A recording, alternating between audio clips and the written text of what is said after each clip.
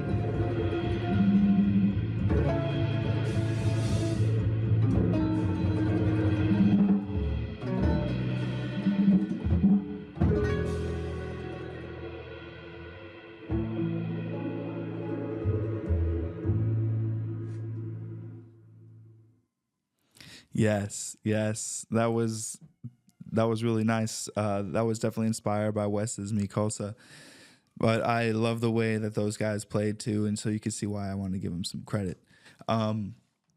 So I have a couple. I want to play one more tune from that session that we did, and I want to get to a couple other things that I want to have planned today to discuss on the show. One of them before I get there is the next record of the week for sure is some upcoming gigs of mine, and some Chicago happenings. There's really some cool things going on this week. See, I don't want to talk too much about those songs, even though I loved them because I'm like a member of that trio, and so I don't want to but I do want to talk about them because I do love the tunes, and I guess that's why we're here. It's a podcast show, so I might as well talk about some of my music. But that's that tune I wanted to explicitly have that at the end of each section, or the B section, if you didn't catch it, how it goes out of time for a little bit, and there's a fermata at the end of the B sections, and then we go back into the top. That was pretty explicit. I wanted that every single time. And then how the ending, there's almost like a fermata on every chord there, meaning that we hold that out of time, basically, is however long I cue until I cue the next chord. So that I think makes ties bows on each side of the song and really makes it have a nice transition from each section. So it's short and sweet, but I feel like it's a nice way to display some of my compositions. I feel like the way that the guitar lays too, having tunes in the key of that one was an A major because there's the open string A. So if you're a guitarist listening to this, the tunes that you write in A, E, or even G you can use a lot of open strings in those songs because those keys are the keys that have open string notes in those keys. So I was getting away with using a lot of open A's and a lot of open E's in that song, which really tied it all together too. But I think if you do that too much, then it'll become kind of like a drone type of thing, and it'll kind of become a little boring to listen to. But I feel like that's what made Wes's Mikosa is because it was in the key of A major, and that's a beautiful recording too. If you haven't checked that out, that was recently released on that Wes Smoking at the Half Note sessions. I should make this a record of the week here. Let me look it up to get the exact name. But it was discography here. They just released this and it's a gem. Okay, here, the Maximum Swing, the unissued 1965 half note session. Yeah, so Wes plays a bunch of tunes on this, including Laura, Kariba, blues. Wes was notorious for saying blues. Impressions, Mikosa. That's the one I'm checking out. Mikosa. Definitely give that a listen because that tune was all inspired by that. And then Perfect, we have one other tune that I wrote, and I think I played it on the show on our first episode solo, but I wanted to play the trio version here. This is a blues that I wrote that I think lies really nicely on the bass because it catches all those open strings, and it also lays nicely on the guitar. Yeah, and I feel before we get into the song, I'll talk about it a little bit. For the head, the hits are a little different. There's like 3-bar sections, and but then for the blowing, it follows the blues, but there's some hits that I incorporate into it, so it makes it a little funky, but it's also super swinging. So you could probably catch those beginning hits that I'm talking about. But without further ado, here's Blues Out West by the Jack Macklin Trio.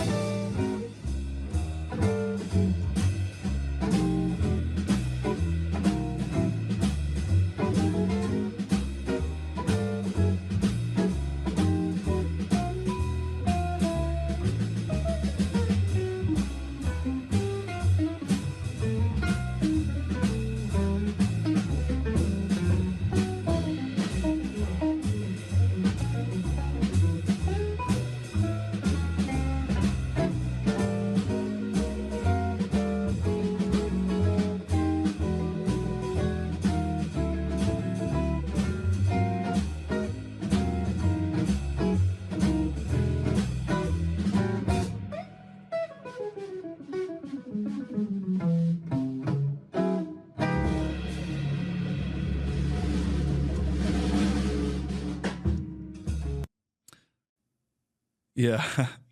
Yeah. So that was Blues Out West. I think all those tunes would go great on an album. I just kind of wanted to show them just to portray how good that band sounds.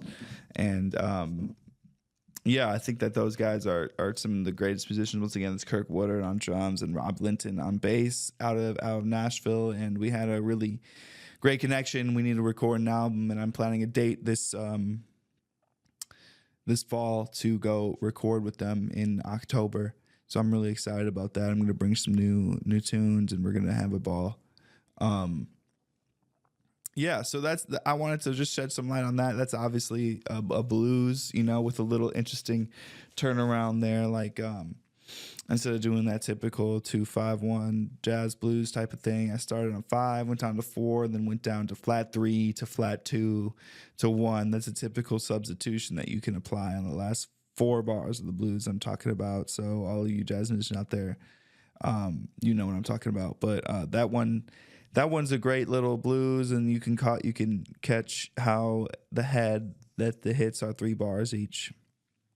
You know what I'm talking about. But yeah, keep an eye out for that. So I wanted to address some things here, and before I let you guys go, but I want to give an update on the new schedule that we're gonna have. So we've been doing typically Wednesday or Thursday type of show. We'll be doing that every week, but in the future here, we're gonna record some interviews on Saturday mornings. We'll probably get the show out around Monday or Tuesday after some prepping done by the office. So I think the new shows are gonna be more at the beginning of the week. And that's going to be great for all you guys like driving to work in the beginning of the week, a little Monday pick me up, let's cool one. Throw that on your drive home, or just as you're working out, or you're just hanging around the house. You want something to listen to that has a little music in it, some music commentary. Monday or Tuesday that our lessons show will be coming out. And another happening is some gigs I got coming up. I played this wonderful gig last night at Estrella Negra. It was in Wicker Park. It was a beautiful little Mexican restaurant. Definitely make your way over there if you've never been. I think they have music there. It was with this cat, Scott Angst, who's a pretty killing tenor saxophone player. So that was pretty dope to play with his trio. It was a wonderful vibe. I got a show tomorrow out in St. Charles. I'm doing a solo show. Next Thursday, I'm playing at this putt place in Wicker Park as well. That's a solo show. That should be really fun. Raven, what's the name of that place again? It's called Big Mini Putt Club Chicago. Big Mini Putt Club Chicago. That's right. Okay. Word. So the Alithio Records is not only a podcast. Or Alithio Media is not only a podcast, but they're trying to dabble a little bit in booking and agency work. And so the guys here at Alithio got in contact with this putt place. Say it one more time, Raven. Sorry. Big Mini Putt Club Chicago. Big Mini Putt Club Chicago. So if you want to get your putt on, listen to a few tunes, come out next Thursday. I'm playing, what time's the gig at? I have no idea of that one, brother. Do you know what time his gig's at, Tassos? 8 is what I'm being told from my ear. 8. Okay.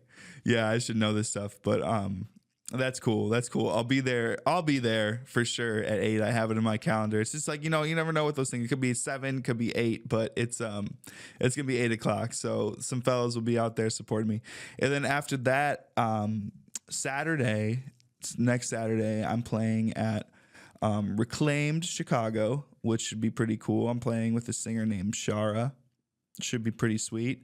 And then after that, the 19th of October, I'll have a gig booked out in Lisle at the Crooked Arm Vinyl and Tap.